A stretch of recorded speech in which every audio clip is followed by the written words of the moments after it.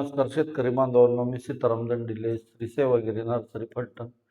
आज आपण तुम्हाला हा व्हिडिओ बनवण्याचं कारण असं आहे की आपण ज्यावेळेस 2 वर्षाचा सुबाबळीचा प्लॉट होतो किंवा 3 वर्षाचा होतो, तर आपण त्याच्यामध्ये काय काळजी घेतली पाहिजे, काय मशागत केली पाहिजे किंवा कोणत्या प्रकारे आपल्याला उत्पादन वाढण्यासाठी कोणती प्रकारची काळजी घेतली पाहिजे. ज्यावेळेस आपली सुबाबूळ आपण 2 वर्षाचे होत असते त्यावेळेस आपण रेग्युलर छाटणी करत असतो 3 महिन्यानं किंवा 2 महिन्यानं.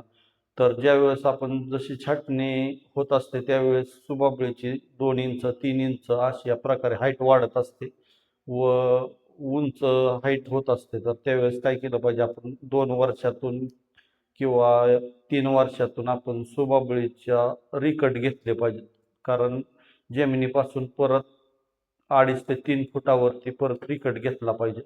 कारण का की ज्यावेळेस सुबाबळीची हाईट वाढते त्यावेळेस सुबाबूळ कटिंगला त्रास होत असतो आणि ज्यावेळेस आपण सुबाबळीच्या चांगल्या पद्धतीने रिकट घेत असतो त्यावेळेस उत्पादन हे आपल्याला परत चांगलं मिळत असतं. थोडंसं फुटव्यांची संख्या कमी होते.